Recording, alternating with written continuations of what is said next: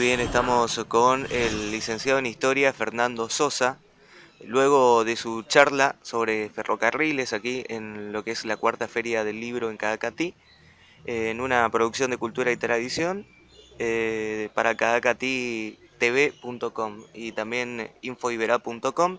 Vamos a dialogar con él. ¿Qué tal? ¿Cómo le va? Buenas No, tardes. buenas tardes, un placer estar en Cadacatí, la primera vez que vengo al lugar, en la cuna de poetas, como le dicen, y bueno, tengo amigos acá, en el caso de Heraldo Vallejos y Facundo, una persona que estimo mucho, y bueno, se dio esta oportunidad y no la dejé pasar. Un placer estar con ustedes.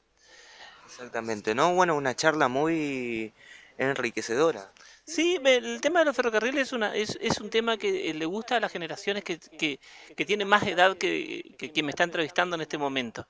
Pero que siempre hay un abuelo, alguien que trabajó en los ferrocarriles y le quedó esa imagen de las distancias, de los recorridos, que hoy lamentablemente no existen en una gran parte de nuestra nación, ¿no?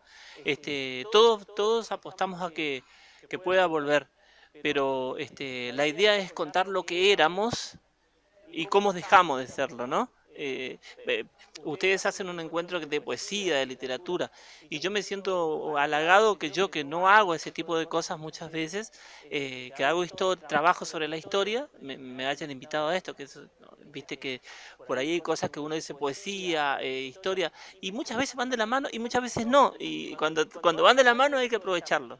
Exactamente, ¿no? Bueno, en la parte de anécdotas y demás, sobre todo haciendo reflexión en lo que es más allá de la República Argentina y la zona de frontera, ¿no? También quedó mucho, ¿no? Así que me parece que sería bueno también que nos cuente en esta entrevista lo que estuvo exponiendo. Claro, y tenemos que recordar un poquito de la historia de la provincia de Corrientes, ¿no?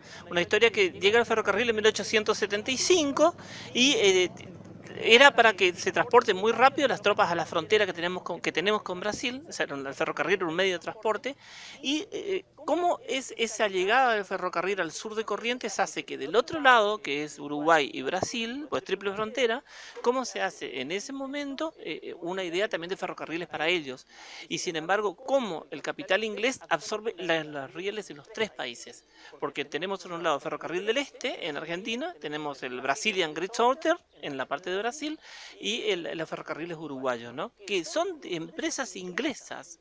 Hay que entender el contexto de los ingleses. Los tipos te financiaban, pero jamás perdían un peso. Lo bueno es que nos unía. El ferrocarril llega en 1875 a la provincia de Corrientes, y en 1887 llega a Uruguay, y en 1887 llega a Brasil. Y entre ellos hoy existe, también hacen un puente entre ellos, un puente de ferro automotor, que ellos le dicen ponche de ferro, que vos lo podés ir y conocer hoy porque podés cruzarlo entre Uruguay y Brasil. Pero la idea también es revalorizar esa cosita que perdimos los tres países, porque hay una realidad, que ninguno tenemos tren. Hoy ninguno tenemos. O sea, vos te vas a las tres localidades y no hay tren. O sea, ¿sabes? Las estaciones son o grupo de personas que viven en la estación o centros culturales, pero el tren no existe. Y eso es lo que un poco duele cuando vos haces la historia, ¿no? Es decir, para el que te habla, todo tiempo en materia de transporte, todo tiempo pasado fue mejor, por la cantidad de medios que había. Porque tenías hasta no mucho, tenías tren, tenías coche de motor, tenías hasta hubo barcos a vapor que te unían a toda la provincia de Corrientes. O sea, que hoy no hay.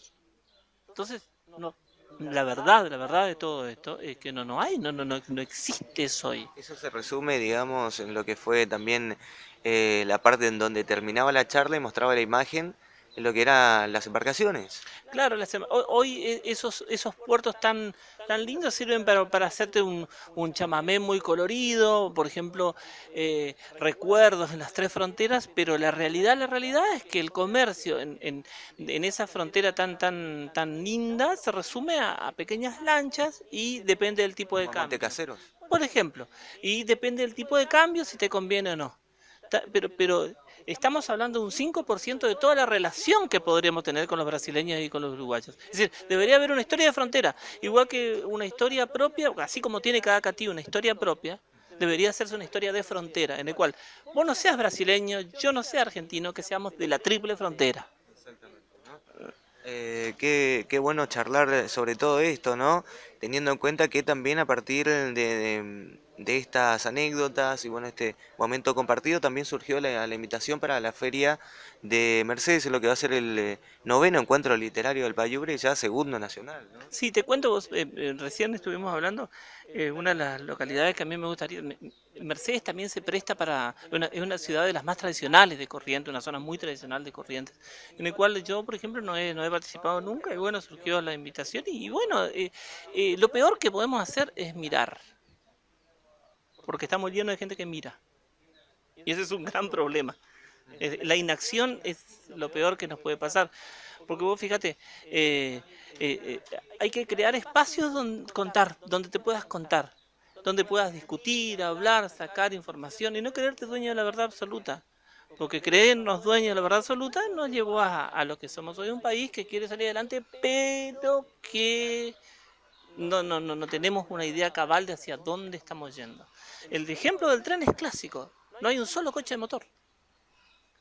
¿Entendés? Y eso nos perjudica. Vos fíjate, haciendo uso de la tecnología, vos sabés que tengo una colega que trabaja en Guatemala, la profesora Verónica Rosoto.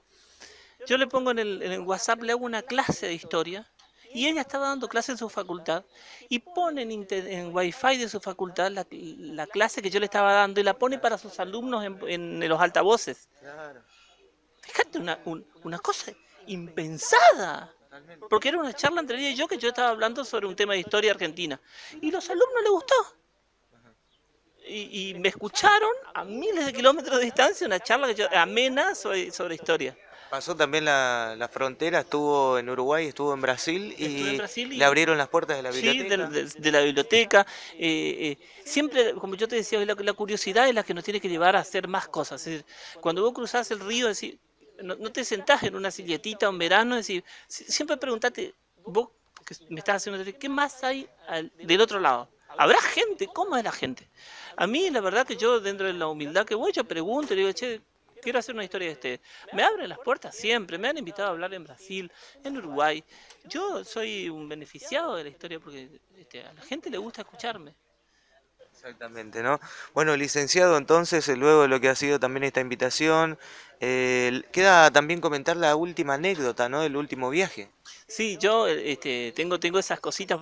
Cuando tomé el tren hace poco en Córdoba, de Córdoba a Cosquín, me cayó un lagrimón porque iba con mi hijo Santino, ¿no? Y te digo, yo llegué a Corrientes en el Correntino el 9 de marzo de 1993. Ese tren volvió a Federico Lacroze al otro día y no salió más. O sea, que yo viajé en el último tren que fue a Corrientes Capital. Y para mí fue volver a ver el tren en la terminal ferroviaria de la ciudad de Corrientes, para mí sería, además de un mar de lágrimas de felicidad, sería un ciclo cerrado, porque yo iría a recordar cuando yo vine a Corrientes Capital. Yo soy nacido en el sur, entonces ver el tren sería una gran cosa. Vos sabés, cuando me subía al tren en Córdoba se me caían las lágrimas. Yo no había viajado hace muchísimo tiempo y mi hijo me decía, "Pa, ¿qué te pasa?" Era una generación diferente, mi hijo tiene 15 años. Y bueno, esas cositas lindas. Exactamente, ¿no? Bueno, licenciado, un placer dialogar con usted y muchísimas gracias por su tiempo para esta nota que ¿No? recordemos que es para cadacatitv.com y también para infoibera.com, Cultura y Tradición, así que agradecerle también al señor Ramón Monzón por Sí, un placer.